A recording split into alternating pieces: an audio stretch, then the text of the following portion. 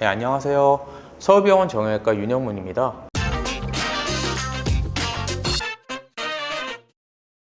제가 오늘은 회전근개 관절증이라는 것에 대해서 말씀을 드리겠습니다. 제가 저번 시간에 어깨 질환에 대해서 말씀을 드렸는데요. 어깨 질환이 크게 충돌 계열, 그다음에 불안정 계열, 기타 계열이 있는데 이 충돌 계열 중에서 가장 마지막에 제일 심한 단계가 회전근개 관절증이라고 얘기를 합니다. 그래서 회전근개 관절증 같은 경우에는요, 저희가 상완골, 즉 밑팔뼈가 있잖아요. 그거 위를 받쳐주는 회전근개가 다 사라진 거예요.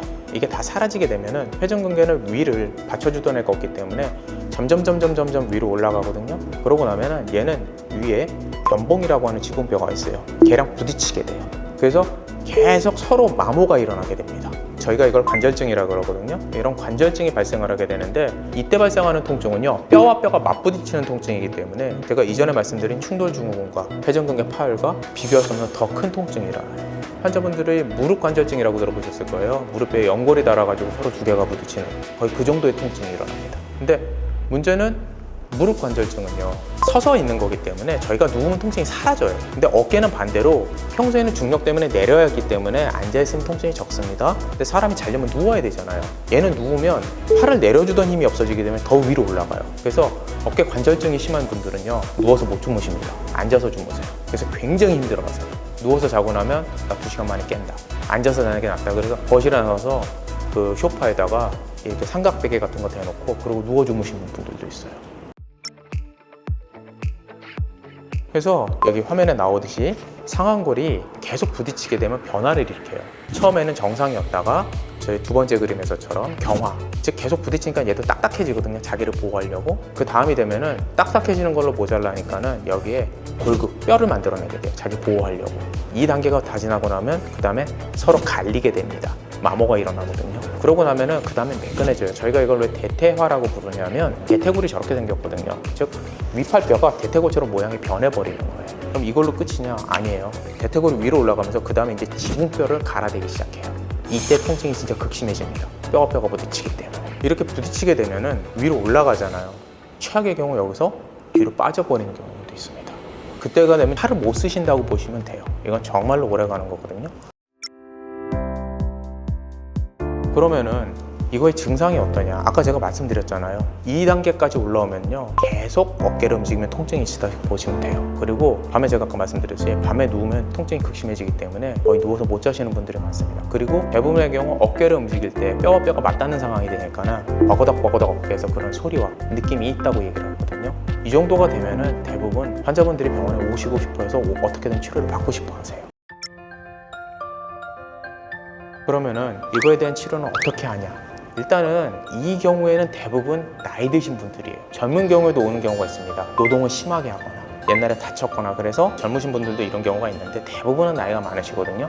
그러면은 이제 환자분의 몸 컨디션이 제일 중요합니다. 이분이 수술을 받을 수 있냐 없냐. 이거는 치료는 약물 가지고 되는 게 아니에요. 저희가 약물 가지고 치료하는 거는 수술 받으실 컨디션이 안 되기 때문에 통증을 최대한 경감시키려고 들어가는 게 약물 치료라고 생각하시면 됩니다. 근데 이게 치료가 인공관절로 바꿀 것이냐 또는 패치 등을 이용해서 없어진 회전근개를 만들어줄 것이냐, 크게 두 가지로 갈립니다. 그러면 어떤 수술을 할 것인가는 환자분 상태, 나이에 따라 달라요. 만약에 환자분이 조금 젊으시다, 그리고 조금 활동적이시다, 내가 일을 뭘 좀 해야 되겠다라고 얘기하면 되게 패치 쪽으로 회전근개를 만들어주는 쪽 수술을 저희는 권합니다. 왜냐하면 저희가 인공관절로 하는 게 한 번에 하고 끝나긴 하지만 그냥 계속 가는 건 아니에요. 인공관절은 기계거든요. 수명이 있습니다. 자동차 보면은 내가 얼마나 아끼느냐에 따라 가지고 얼마나 쓸 수 있느냐가 다르잖아요. 마찬가지입니다. 인공으로 껴놓고 나면요, 그 다음에 내가 굉장히 아껴야 돼요. 이건 마모가 일어나는 것도 있거든요. 수명이 있어요.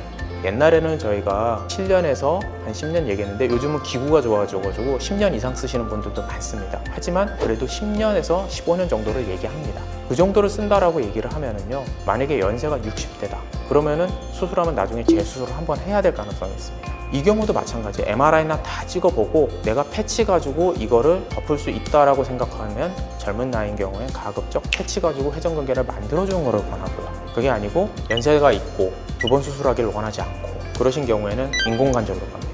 근데 인공관절이 저희가 두 가지가 있어요. 그냥 인공관절이고 역행성 인공관절이라고 하는 게 있거든요.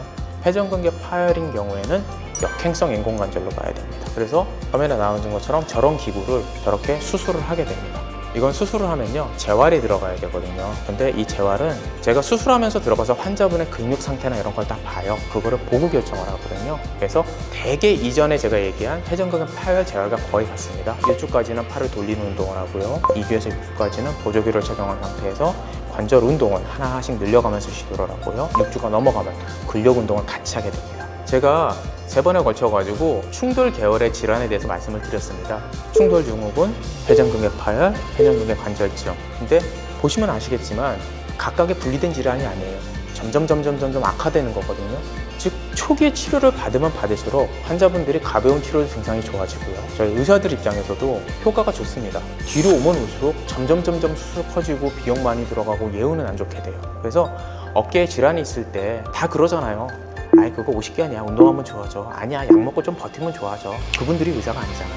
일단은 병원에 와서 진단을 받아보세요. 그래서 병을 키우지 마시고 적당한 시기에 적당한 치료를 하면 증상이 훨씬 좋아지거든요.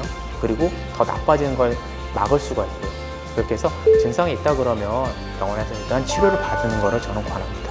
이렇게 제가 충돌 계열에 대해서 쭉 말씀을 드렸고요, 다음번에는 불안정성 계열에 대해서 말씀을 드리겠습니다. 네, 감사합니다.